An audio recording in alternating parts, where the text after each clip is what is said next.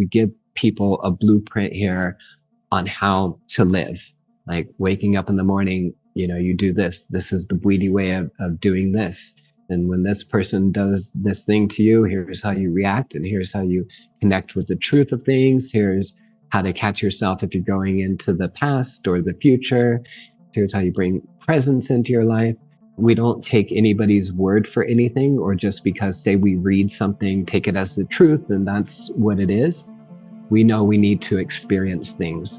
And so the beautiful thing is when people come here, we share these things with them. They go through their Iboga experience and are actually able to verify things for themselves through experience. And once you experience those things on such a deep level and know that they are the truth for you, the door opens up from there.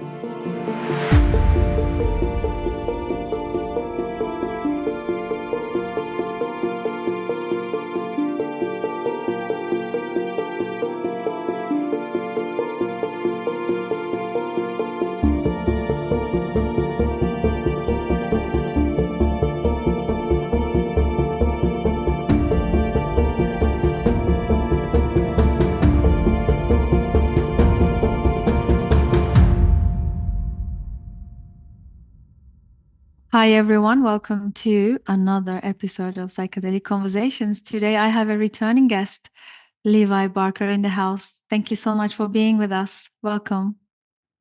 Yeah, thanks so much, Susan, for having me back and getting to share more about Iboga with your audience. Absolutely, it's a pleasure. Just for the context for our listeners, in case you are tuning in for the first time and you haven't heard Levi talk before, I would like to share a few lines from his bio, but then we'll add it to the show notes. As you guys know, you can always check out in more details what he does and some of his links to connect with him. So Levi is an expert Iboga provider that helps people heal with some of the life's most difficult problems. People come from all over the world to Iboga Wellness Center in Costa Rica to deal with problems of depression, anxiety, PTSD, OCD, substance addictions, and non-substance addictions. So, Levi, I think I will pause there because you are highly qualified in the space that you are. And I feel we feel really privileged, my listeners and I. We are really happy that you're talking to us today. And the amazing thing that I would like to bring to this episode today is to maybe talk a little bit about your background, what brings you to this space and the work that you do. And then maybe we can move away from the addiction side of things, because the whole world is talking about Iboga from a addiction angle. So let's actually continue to talk about something that is not really maybe well known about Iboga. But first of all, please tell us what brings you to this space.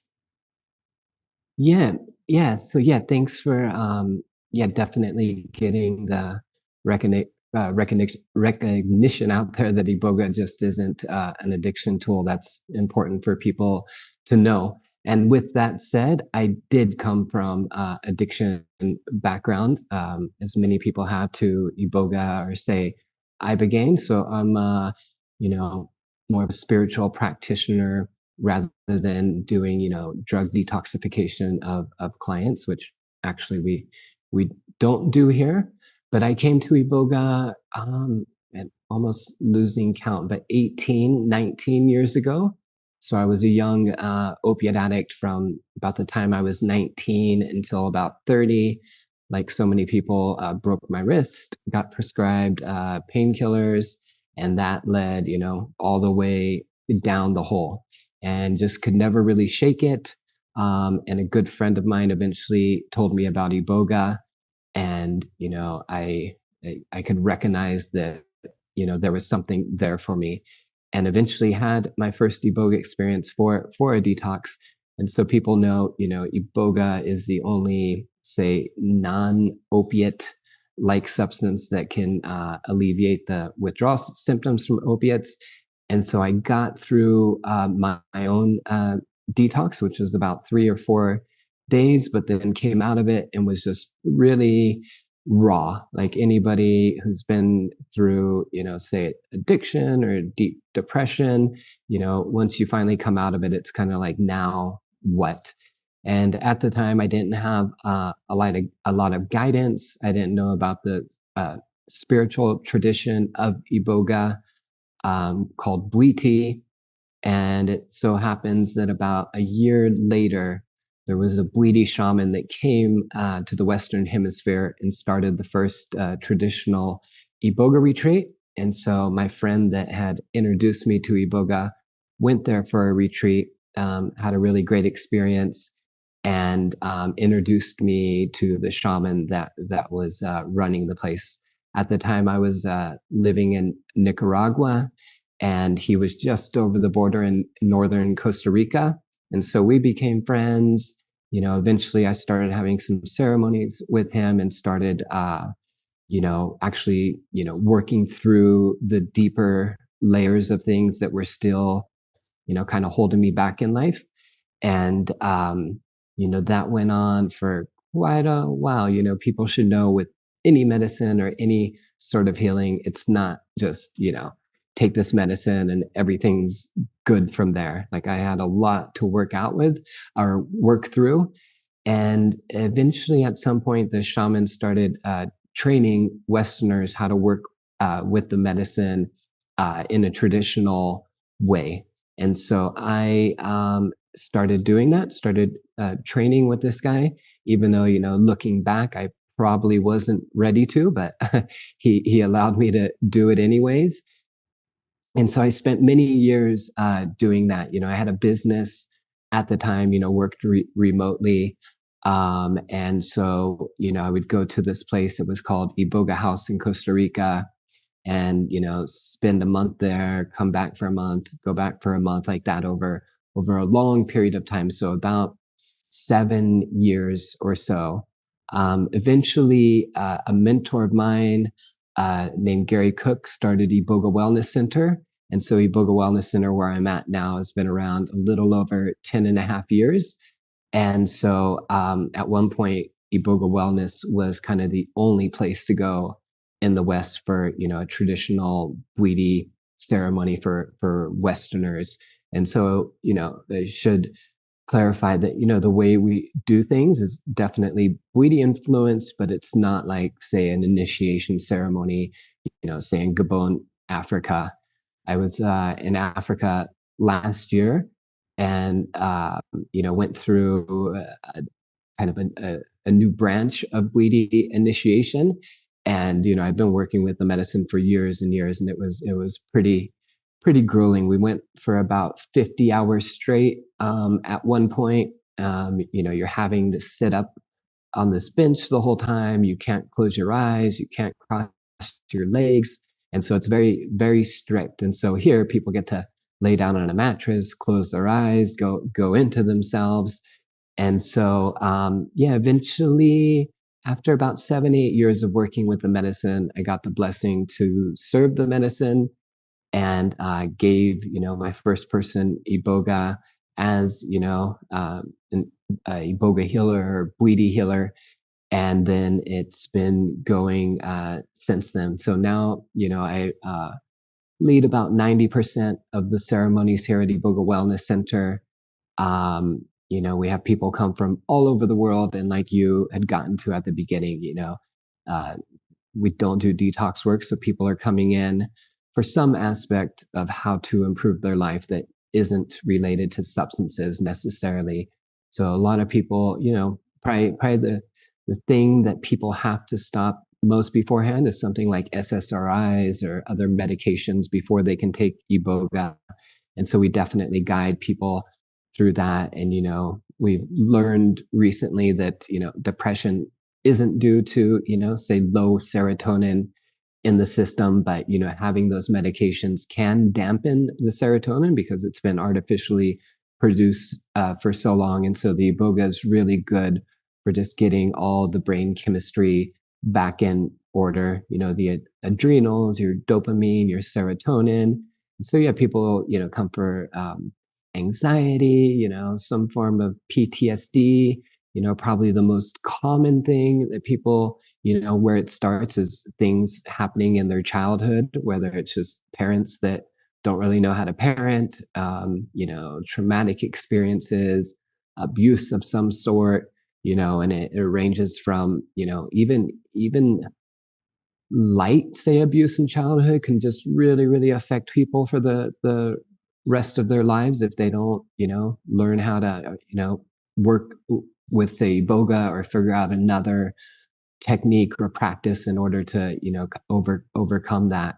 And then some percentage of people come just, they're not necessarily, in really bad shape, but just really looking to live their best life. And so Iboga is for all of those things. And so, yeah, I'd like to say to the audience, Iboga, within some plant medicine circles has, the people talk about it like you have to be, in the worst shape to have to go to Iboga, and it's so crazy. And that's absolutely not true. Really anybody that wants to improve their life and just make the most of their time here on earth, this medicine is here for them, but people come from all different walks of life. And like I said, all around the world. And thankfully, in the right environment with the right dosing, Iboga is just very effective at doing that. Amazing. Thank you so much for this overview and also how you come into the work yourself. Really appreciate that. You also at the same time demystified what it is, and that it's not just a tool for an addiction recovery, and it is much more than that. So I really appreciate that, Levi. So can we please talk about, let's say, if our listeners for the first time stumbled upon this conversation and they have never heard of Iboga, can we please talk about the Iboga? Is it Iboga? Iboga. I always say Iboga. I'm not sure how to pronounce it. Yeah, that's the right way. Yeah, Iboga. There is some Mhm. people that say Iboga, but um, yeah, Iboga is the way to say it. And if you go to, Gabon, it's also Iboga. Um, but yeah, I would really think of Iboga as just a life advancement tool. Whatever is getting in the way of us from, keeping a clean mind, keeping us in the way of having just a very solid relationship with ourselves. Iboga is a tool to just get past, the beliefs, anxiety producing thoughts, the effects of some sort of abuse or trauma in the past, and so, yeah, it's really a life advancement tool. So, at the beginning, very simply, for the people that don't know, Iboga is a shrub that grows in, West Equatorial Africa. So that area of the world is the second largest rainforest in the world after the Amazon. And so, the indigenous people, or say pygmies, saw different animals eating at the roots and also the fruits and other parts of the plant. And eventually somebody, ate the roots for themselves, had this experience, and a tradition started from there. And one of the important things about Iboga is even today, many of the same messages and teachings that people get still apply. So there's a big part of, say, being here in this path of Bwiti is there's a framework that we live by that doesn't necessarily come from the medicine, but the medicine clears out the hurdles we may have inside from getting to the truth. And so there's all these life lessons of, how do I deal with my mind? How do I view my past? How can I forgive myself? And so the medicine, you know, gives us the opportunity to do that. And there's also just a framework for how we live in the Bwiti to make the most of our time here on Earth. And so with the shrub, with the roots, there's a layer of root bark that grows off of the roots, and so it just really peels off the root quite easily, and that's where a majority of the actual medicine is. And so that can be eaten raw. Many times it's dried and turned into a powder. Like here we serve it mixed with honey. And the reason for that is it's just much easier to get down. Say if you have a spoon of this, and then it also gets the medicine moving in you and potentiates it a bit. It can also be served in capsules, or like here as well, we make an organic total alkaloid extract. And so Iboga is a really just pharmacologically pretty amazing substance. I mean, it just works on many receptors in in the human body. And so, that's why it's so good for, a lot of different things that we have to deal with. There was recently, or maybe 6 months ago, a guy, Dr. Nolan from Stanford, did a small study with veterans that had traumatic brain injuries and PTSD. And, some people may have heard, well, Iboga can be, tough on the heart, or there can be heart complications.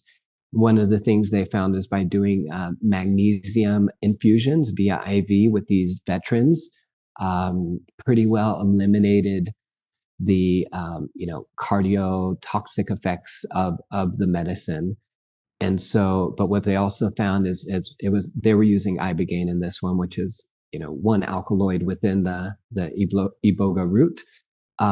It was one of the few things that actually changed, the inflammation in the brain. And obviously, PTSD and a traumatic brain injury go hand in hand. But it definitely, lessened the intensity of these soldiers' TBI injuries and PTSD. And so that was a pretty, and I had known this for quite a while, just working with the medicine for a long time, but it was nice to see it validated that it does help with these things. And, that's a pretty common client that we actually get in. We get a fair share of people that come in, they have this tension in their neck, or their jaw can't stop moving, or they have knots on their head, that it's just really just stress induced, and it starts affecting them neurologically. And they go get, all the tests done, MRIs and CAT scans, and, every doctor says, no, you're okay. Everything looks good. Yeah, it's a very potent, just neurological medicine. There's definitely an underground movement of people using small doses for, say, MS and Parkinson's. But it also works very well for, the people that come in that just kind of accumulate everything through life, and never have a way of releasing it fully. And so it starts manifesting as tension in the head, migraines, um, uh, like I said, TMJ symptoms in their jaw. And yeah, so Iboga is really effective for that. There's kind of three main things that happens for people through an Iboga experience. And, it's classified as a psychedelic, but it's really much more than that. And for, probably half of people, it's not really psychedelic at all. It's really just a healing tool, and how it does that. Kind of the first step in the healing process is, everybody comes in from a different place, their own experience. But if you're living life and not appreciating it, it's going to be very difficult to get better from there. And so kind of the first step with Iboga is to bring back in just the awe and the respect for being alive, for the opportunity to be here on earth and live, which is, the biggest thing that could ever happen to us. There's nothing bigger than living. And so that's kind of step one. Step two is Iboga cleans the mind. And so that, that's negativity, thinking about things from the past and really having it affect our present moment, bad habits, and that comes into addictions as well. Obviously, there's physical addictions, but there's, mind addictions as well, with people with, sex, or even I would, classify things like bulimia under that, self, self body images. And so, getting these beliefs out of our system, getting, not allowing our mind to get carried away into the future all the time and creating, negative scenarios. So it cleans the mind in that way. And like I said earlier, there's also just a recalibration of the brain chemistry that happens for people to bring everything back into balance, physically with the brain. And then with Iboga, kind of the third big part is there's a deep emotional purge that happens, which from my experience just goes deeper than the other medicines with how deep it can dig, the energy of these emotions out of us. And so, typically that happens, we have ceremony all night until sunrise. We get people back to the room for some quiet time the next morning. And typically at some point later morning into the afternoon is when the emotional purge happens. And so, to some degree, typically what people are dealing with. So if they're dealing with a lot of negativity about themselves and, don't feel worthy of love, which is a big one that, people come with, they'll go through that to some degree. And Iboga, really does kind of break you down to put you back together. And, this purging of the emotions, it's very deep, but it's not like people are just, bawling out loud and can't control themselves. It's not like that. It's very deep. But in most cases, people realize what is happening, and this is a good thing that I'm able to get these things out. And so once people can get those three things through, a couple ceremonies, then, the slate is clean for them to move forward, and really, Boga just brings us out the other side very clean, clean body, clean mind, clean spirit.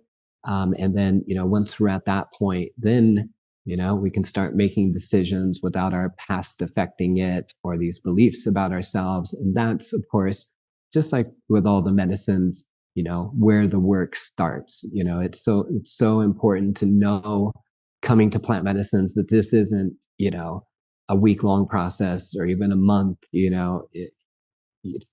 For me, it was, good 3 years before, I kind of really got to a spot where, okay, I'm, feeling better now. And then it just continued on, so I encourage people who are working with plant medicine, integrating, to not look at this like a day-to-day thing, look at it in month chunks, 6 months chunks, because if you're constantly evaluating yourself and where am I and doing this right, you're just going to kind of get in your own way. And so, yeah, really, think long term about this with all medicines. Amazing. That's a very detailed, really broad overview of what Iboga is and how it helps. Thank you so much for going through the processes as well that people go through. I have a couple of questions. I do want to go back to the distinction between Iboga and Ibogaine, but also before that, I have an interesting question for you. Currently, we have a lot of psychedelic friends all over the world uh, seeking to learn to facilitate different medicines. And somehow, interestingly, a lot of the facilitators have stumbled upon this, the medicine that they are working with through their own experience, through whether, it was psilocybin mushrooms or ayahuasca or iboga or even, DMT, 5-MeO, all these different medicines. Isn't it interesting that everybody is it's like a race or a competition, that everybody's saying that, this is the best one. This is this is the most powerful one. This is the, God of all of it. Like if you're going to have a psychedelic journey, you must choose this one because this is the top best one. So how do you feel about these expressions and comments that people are sharing at the moment? Yeah, you can get there, even without plant medicine or regardless of whatever medicine you're working with. If you, have enough drive inside and are consistent with yourself and put in the repetition. And so people should really find whatever works for you is great. If you're making progress, you know, um, for myself, I'm not worried about, obviously I love this medicine and I've dedicated my life to it because it has worked for me. And so that's, I came down this path, but I've also gotten a lot out of a lot of other medicines as well. I started with Iboga and then, moved to ayahuasca and San Pedro and got a ton out of those things as well. And so, um, yeah, I don't agree with that. Yeah, and unfortunately, in the plant medicine field, there seems to be, a lot of competition, kind of, and jealousy, and they don't do it right, and I do, and I don't focus on that. I just do, my work. Who judges whether I'm doing the proper work or not is, the medicine itself and the people that come to see me. Because with Iboga, anyways, if you're getting out of line, getting outside of myself, Iboga's gonna hit you good and just remind you, what you're doing. And so, yeah, that's a tough one. For a lot of these medicines, they can heal a lot of things, but one of the toughest ones is like a big ego. And so if people start propping themselves up in this way, um, yeah, it's just not good for the people, that are coming to see them for medicine, the medicine itself. I think being humble is a very important part of this work and this path. And so, and for people that want to, provide these medicines, serve these medicines, like there's no rush. I mean, to be honest, a great teacher obviously needs to be there, but also, learning from the medicine itself, whatever it is you choose to work with, and that, saying the Bwiti or for myself, like the teacher above everything is the medicine itself. That's what's going to continue to teach me and take me to new levels and realize new things and new ways of doing things. And so, I think, if you've gone and started serving medicine without, going through training and working with the medicine for at least 5 years, I think, I think 5 years is kind of a good time frame to really get to know yourself and the medicine that you're working with. And that's just my opinion. And obviously, I don't choose to do it, but going right into it after doing deep healing work, it's not going to be helpful for the people that are serving it. There's no rush in it. And so, yeah, patience is just a big part of any of these plant medicine paths. Yes, thank you so much for that. Yes, I always find it very interesting when people are sort of comparing and putting them on this category of, listing them. This is the most powerful. This is the most important one you need to do, and this is it. This is the order that you have to go and experience them. Oh yeah. Right. So I find that really interesting because when I was working with an indigenous ayahuasca curanderita, I witnessed people sleeping through the night on ayahuasca, and then some people say everybody should start with psilocybin. I don't understand that either because my own personal experience, one of the toughest and the most enlightening experiences came from psilocybin. So it's really different for everyone. So I love that you validated this, that it needs to be not compared. It's not a race. It's not all these things. It's a very unique individual journey. And one of the expressions that I come to love is seeing them a different door to the same place, which is our internal landscape, right? So they can take us to our inner landscape. It's just coming from a different process and a different door. That's how I've been thinking about them. I'm not sure, how do you feel about this?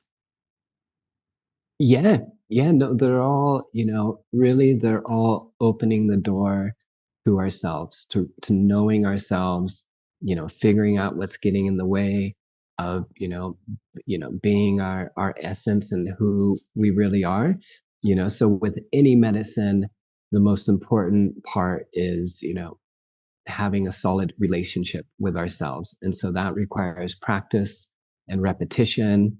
And so, if we don't have a solid relationship with ourselves, anything else that we want to learn to do, just it's not going to work out. We have to get that part first, and that involves, our own mind, dealing with our past, dealing with our emotions, how we react to things, and that just takes time. But yeah, that's the starting point for everybody, and the medicines can be a great catalyst for getting a lot of the heaviest parts of those things, moving or getting them out.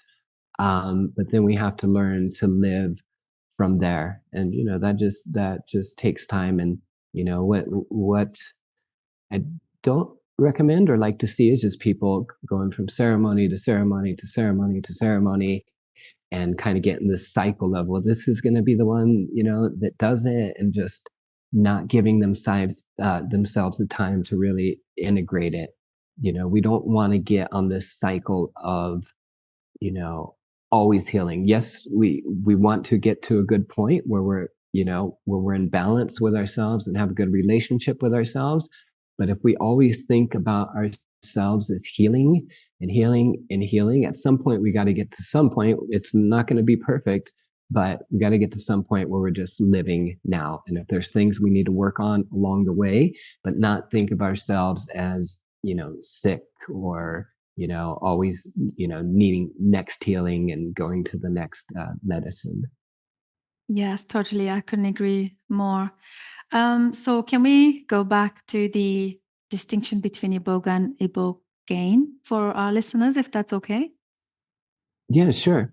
So the Iboga plant, there's more in there, but there's, 13 readily identifiable alkaloids within the Iboga plant. And, it so happens that ibogaine, one of those alkaloids, is kind of the easiest to extract. And that's where much of the attention has been on for Iboga.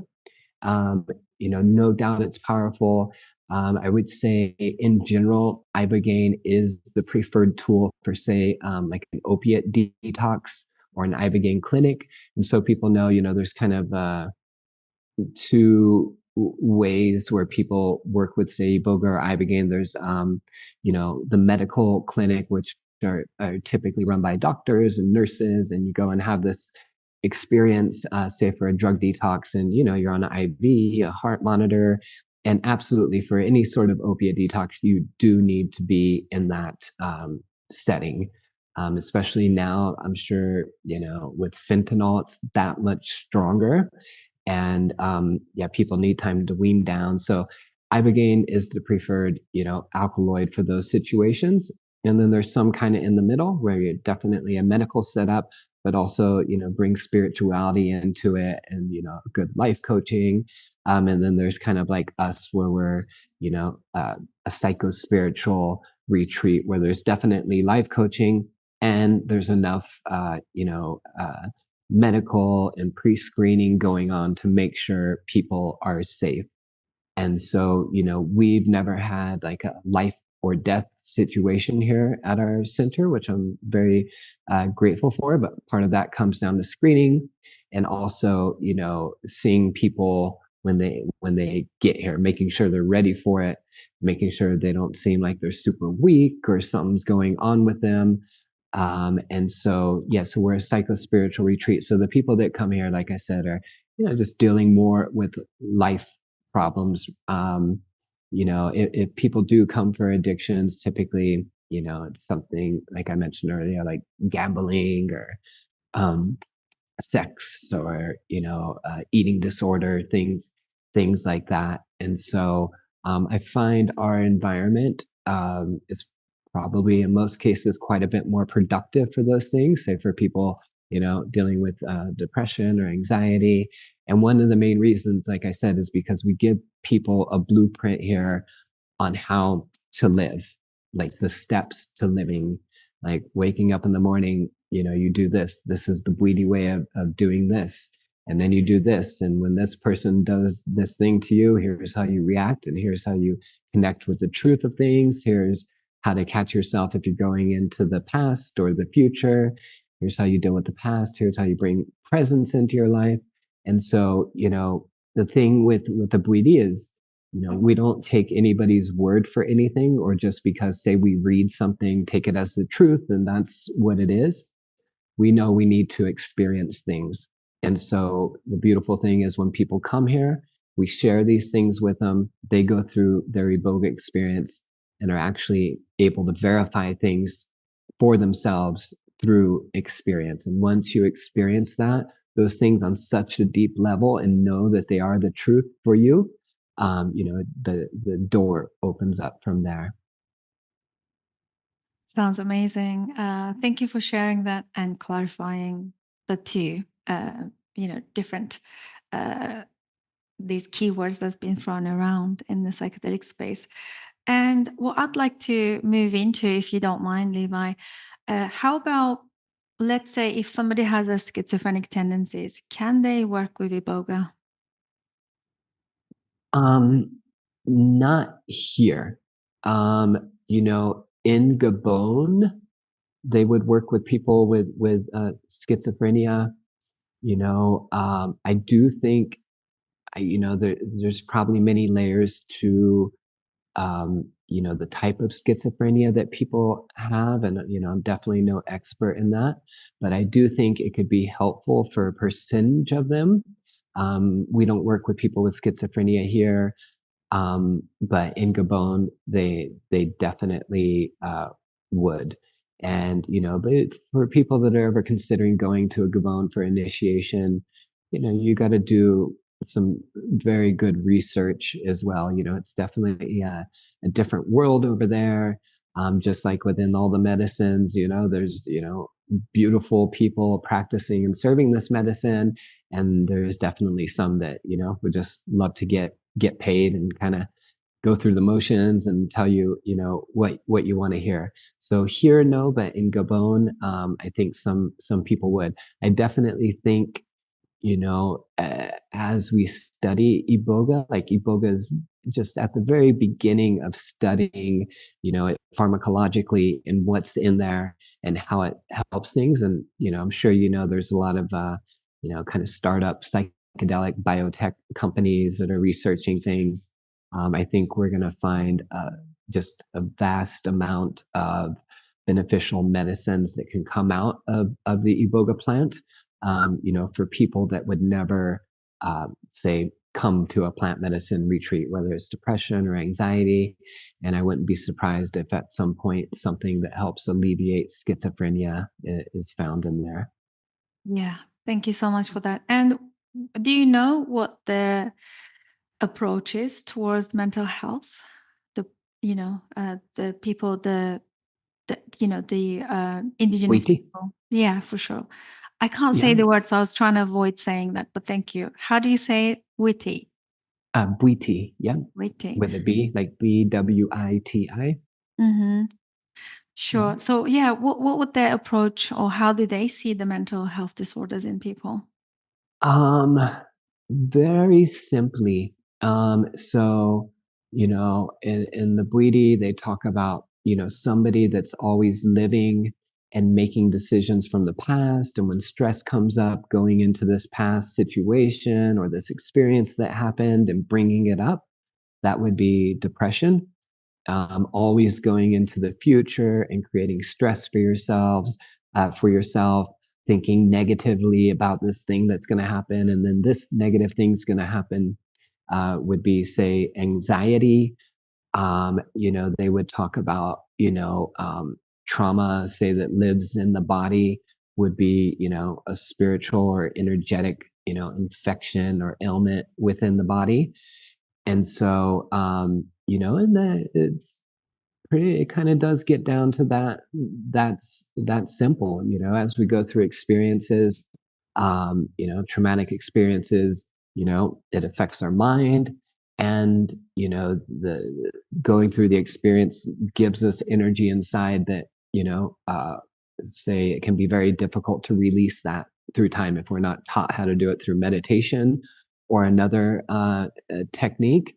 And so once, we can energetically cleanse from that and not carry around that weight, people come back into their body and feel good within their body again. And, so much of that starts within the mind. Like every thought that we have, say a thought about the past or the future, you know, it sends a vibration through our body and gives us a feeling inside. And depending on how we're feeling, that's going to affect the decisions that we make. And of course, our decisions that we make, um, give us our result and give us everything really. But all of those things start with a thought. So a clean mind is kind of goal number one. And nobody has 100% clean mind. That's not realistic. But we don't want to abuse ourselves either with, constantly going in the past or the future, or like I said, thinking I'm unlovable or, the world's against me. And because each thought we have, like I said, it goes into our body, gives us a vibration, which affects the actions that we take, but also that vibration goes outside of us into the universe as well, into nature. And so depending on how we're feeling, things around us react differently. Other people, nature, whatever it may be. So it's very important to keep a clean mind. And that's probably the one that needs the most practice after, say, plant medicine or Iboga, is you come out the other side, things are clean. But you have to work to keep it as clean as possible. And that simply comes down to recognizing, when you're being negative with yourself, blaming yourself from the past, which is a big one. Like people just can't forgive themselves for something they did. And so, you want to really appreciate life. Like I said, appreciate it, take responsibility for for your life, know that you're the only one that can ever give yourself your own happiness. Like that's not going to come from, your family or your spouse or whoever it may be. That can only come from us, and if we depend on people from that, we're just, setting ourselves up for disappointment because it's just not going to happen. And so whatever we can do to just increase the bond with ourselves and make sure we're not abusing ourselves. Like that's number one thing. If we can have the appreciation for the gift of life and not abuse ourselves, everything really opens up from there. Those are the two kind of main ingredients needed for growth, and like I said, nobody's 100% at that. But abusing ourselves, how we view it in the Bwiti, when we abuse ourselves, just say calling ourselves names, not forgiving ourselves, how we look at it in the Bwiti is that's actually hurting our soul, and you know, not everybody that comes here is a very spiritual person. Some people just want the healing from the plant and think about things scientifically. That's perfectly fine. But how we look at it in the Bwiti, when we abuse ourselves, our soul gets hurt and it gets discouraged. And when the soul is discouraged, it's not too happy to go out and help us, accomplish things. And so things become harder. Even simple things in life can become very, very difficult. And so, yeah, once we can get to the point where we're not abusing ourselves heavily, at least not intentionally, that's one of the key steps in just the growth process for people. Thank you for sharing that, Levi. Appreciate it. So, and that's why you call it the psychospiritual aspect or, approach, working the way that you prefer. I guess this is your experience and this is what you feel. It's the also the Bwiti way, I believe. So do you find it very difficult to work with people that are coming from limited backgrounds where they are quite closed-minded to any of these kind of concepts, where they just still come to this center thinking of Iboga as a pharmaceutical, that you could just take it and then, like, taking a paracetamol or ibuprofen for your headache type of thing? Do you see that often, and what are your thoughts on that? A little bit, you know, you definitely want to temper the expectations of people that this is more of a starting point than a finishing point. Um, and typically, as we go through the process, say somebody is interested in coming, we're gonna, speak and, go back and forth via email. Everybody does a questionnaire on their life and, any uh, prescription drugs they take or any substances that they take. So you get to know a person pretty well. So we would definitely weed out a person that thinks they're going to come take this and everything's going to be perfect and, they're not going to have to put too much effort into it. I really, some of the best people and best turnarounds that I've seen are kind of people that come in that are just like, I've tried everything, nothing's worked. Just, give me the medicine to help me and I'll do whatever I need to do from there to get myself better. And they're not stuck with any certain belief system. They're not stuck within, oh, the medicine needs to affect me this way, or I have to have a vision of my grandma and reconnect with her, or whatever it may be, because um, that's very much none of that could happen during your experience, especially the things that we really, really want and, expect them to happen as part of the healing process. Like that's just a bad way, to approach it. And so, yeah, letting people know, there's going to be plenty of work to do from here, but this medicine can start you fresh. It can start you on the path. It'll give you motivation that maybe you didn't have before. It's going to give you clarity of where you need to go from here. What are the first couple steps? What are the, two most important things that I need to shift in my life to move forward? It will give you that. But then we have to go to work. And the thing is, when we're learning new things, we have to try them first. We try, get a little bit of practice, and then that leads to consistent practice. And then through repetition, we eventually learn things. It's the same with our own mind or living as it would be, say, with sports or learning any other skill. Like you got to get in there and actually do it. And so, yeah, just it's a long path. Like I said, the medicines, including Iboga, can get a lot of the heaviness out, but no doubt about it, like there's plenty of work to do from there. And like I said, it starts with, reconnecting with oneself, really, the appreciation of the gift of life. Like I said, not abusing ourselves, and then things can grow from there, but we have to do them. It's not, the Bwiti is very much, a path of doing and not, knowing as well. It's one thing to understand things, it's another to do them. And so when we're sharing, say, the Bwiti tradition with people while they're here, it's very simple, it's very direct. A lot of it, is also said in other traditions or say even religions, but it's not enough to understand something. We have to do it. And so, it's kind of like if I was to read a book about, say playing basketball, for example, and how to shoot, and here's how you dribble the ball. That's nothing until you get out there and actually do it and put the practice in. And so life is really, a set of practices to do, stay connected with oneself, nature, making sure you keep the right people in your life.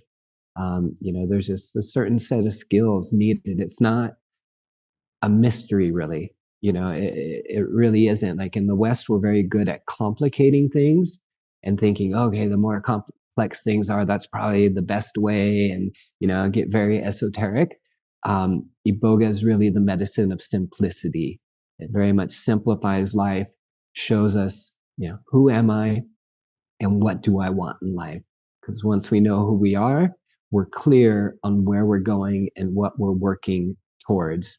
And so, we really encourage people to look at simplifying their life as much as possible.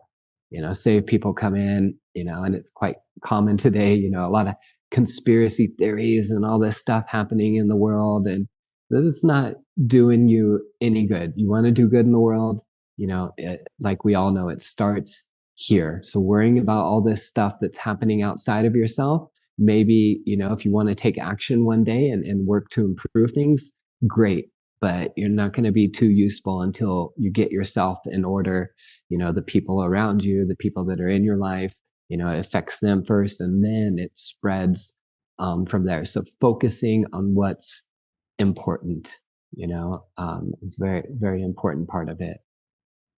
Thank you, Levi, and thank you for being very transparent. Also, you know, stating that we need to put the effort in, ultimately. Yeah. So as we're coming to end of our conversation, I have two more questions, if that's okay. Sure. And one of them would be, I heard you mentioning that through magnesium infusion, they were able to somewhat manage the any heart any cardiovascular issues that may arise. Is that correct? Did I hear it right? Um, yes, yes. I was reading an article earlier. There's a good spot, kind of a happy medium, like I was mentioning, between the clinical and kind of spiritual, personal growth side of a spot called Ambio Life Sciences, and they do detox work there as well, but also depression, PTSD type work. And I know they said they've treated about 1,000 people with these magnesium infusions and have never had a death at their clinic.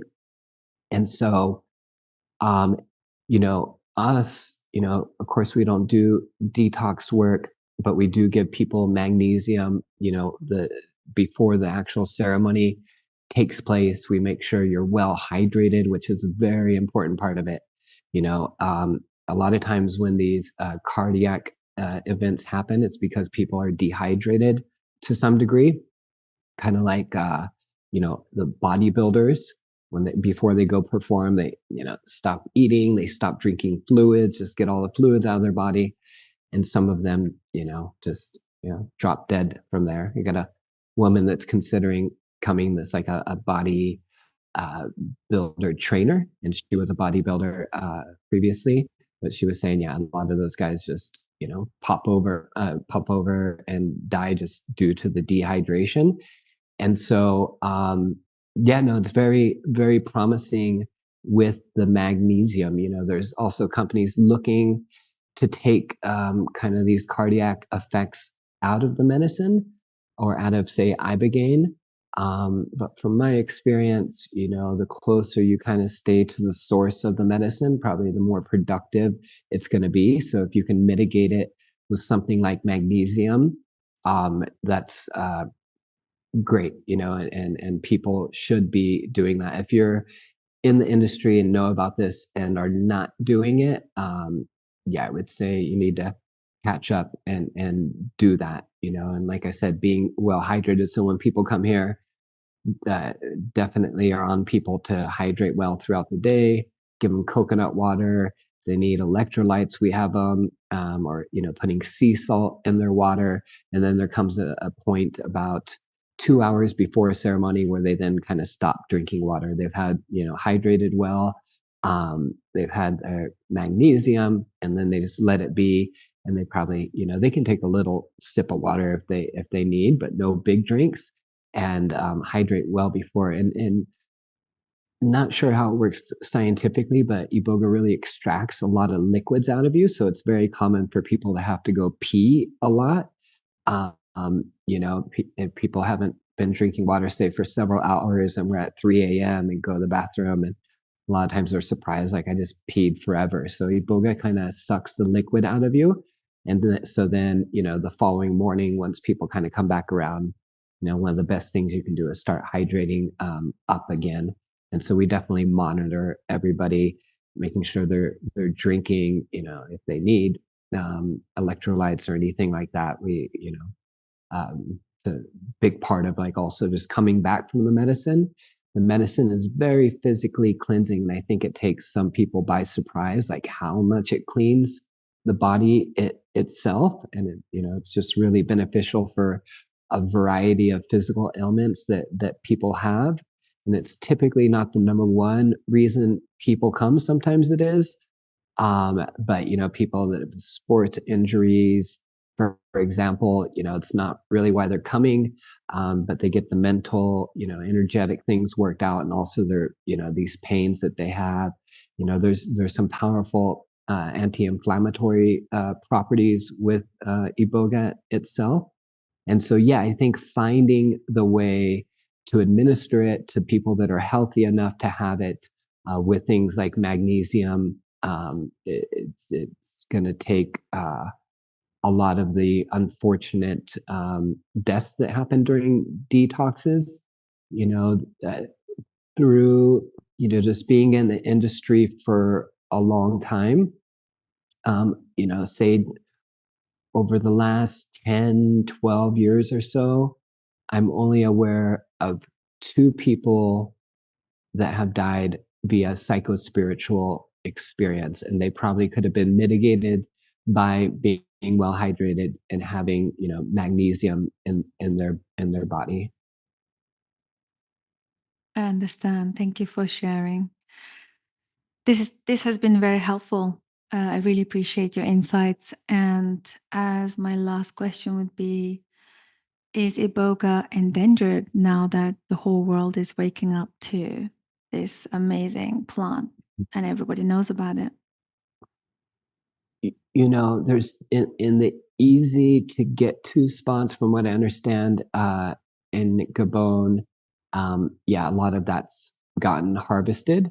At the same time, Iboga and the Congo, anyways, and somewhat in Cameroon, um, people are recognizing, Bwiti itself is growing around the world. The treatment with ibogaine is growing around the world. And so there's definitely many, many more people in these countries actually planting, cultivating it on a large scale.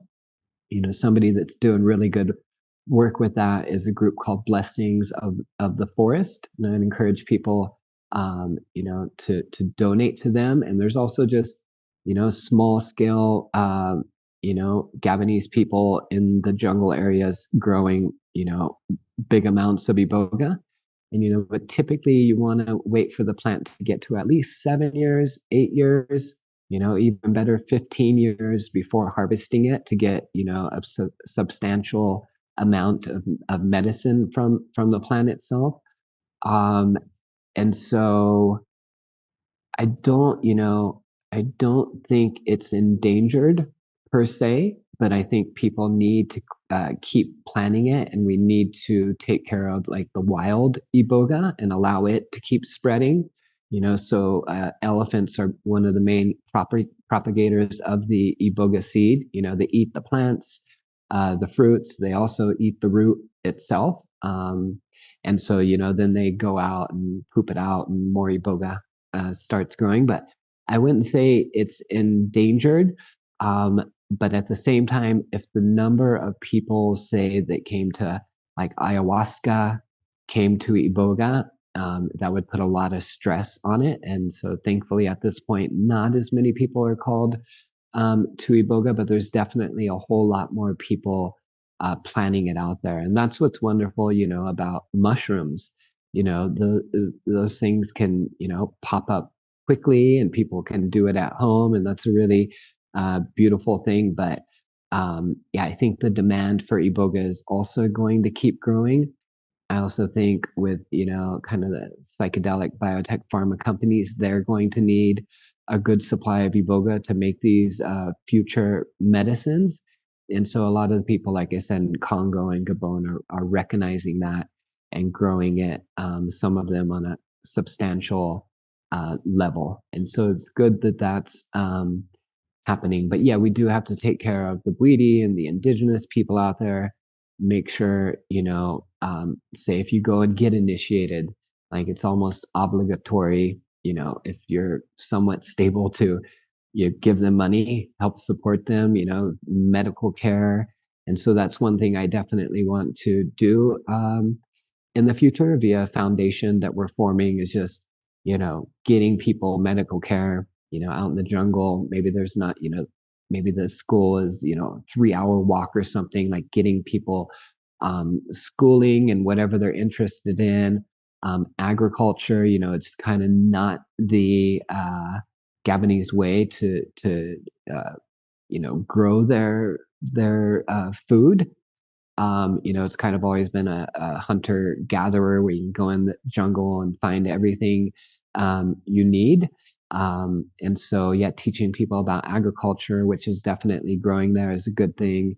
And on the proper scale. You don't want to go and just cut down, the forest and plant huge plantations of things, but for people to be able to support their family and not be hungry. It's very difficult in Gabon just financially. And so they've given us such a beautiful gift with Iboga. We need to make sure we're giving back. And I know some of the psychedelic startups that are working with Iboga and Ibogaine are not doing that, which is really disappointing. There's a couple that are, but the majority of them aren't, which is pretty sad. Just uh, yeah, it's just bad. I understand. Wow, this has been very insightful. Thank you so much. One last quick question. What about the legal system? How is it legal, or if it's legal in what countries, and if it's illegal in what countries? Do you know? I don't, you know, so in many Latin American countries, it's unregulated. So it's not legal, but at the same time, you can't use it and claim you're doing, treatment or diagnosis with anything. There's definitely a big push for medical ibogaine within the U.S. Right now, amongst a handful of states, and I think they're going to get there with that. It's going to be a long process, but I would expect in 10 years for there to be medical ibogaine within the US. Same with Canada. Obviously Mexico is a hot spot for ibogaine treatment. Obviously Portugal. I know Spain doesn't criminalize it. Possibly Italy. Obviously, in the African countries or Gabon, it's their national treasure. But there is places where it's unregulated. But if you're doing say ibogaine work in a medical setup, like yeah, you need to have everything on hand and be well prepared and have all your medical equipment, regardless if it's regulated or not, just ethics of the company operating those things. And so it's tough to say. Those things move kind of quickly. Um, but yeah, there's definitely plenty of spots where it's unregulated. The only spot I can think of where it's actually, an off-label prescription medication is New Zealand. There could be more of that. Also in Germany, it's not regulated. So there's some spots in Europe. I'm not sure about the UK. Do you know in the UK? I think UK, nothing is really allowed. Okay. It's quite a strict Yeah, yeah, country, it's too yeah, yeah. And quite and radical. so Hmm. yeah, but at least you definitely have spots around you where it isn't regulated or things are decriminalized, which is good. But I think, from one aspect, the drug problems are growing to all countries, and this is a real solution. Need more data to back things up, and you kind of have the battle between addiction counselors and anybody in the medical sphere always thinks the way that they're doing it is the right way, and any challenge to that gets them nervous. Or it'd be like, I had these 10 years of training in school to learn how to do things this way, and I'm not going to accept some other way to doing it. And so as more and more positive data comes out, especially if you can get rid of like the cardiac risk within it, you're going to have to you know uh, depression is growing, not just addiction, but depression, anxiety. And these medicines are one of the few things that actually, help with those things in a consistent way. And so I think that, scientists are just going to have to open up to what works and kind of get up to speed on things. Yeah, I understand for sure. Okay. Levi, thank you so much for your time. Before we let you go, I would like to ask, where can our listeners find you if they're listening on a podcast, for example? Where can they find you? And also, are you on social media at all? A little bit. I mean, we definitely have, the channels set up. We're not super active on them though. So, Yeah, most people find us, yeah, through our website, doing searches for, Iboga retreats and things like that. And so our website is ibogawellness.com. And so that's IBOGA wellness.com. And that's where most people find us, and also through word of mouth and family. amazing. Yes, we'll have that in the show notes as well. Thank you so much for coming back again, and hope to speak to you again in the future and continue our connection. Beautiful. Yeah. No, thanks so much for having me back, and being able to share with your audience. And yeah, thanks again. Thank you so much. Thank you everyone for joining us. Hope you guys enjoyed this conversation. If you have any questions, anything else you'd like to ask Levi, please drop it in the comments, or you can directly connect with him. And I will see you on the next one. Bye for now.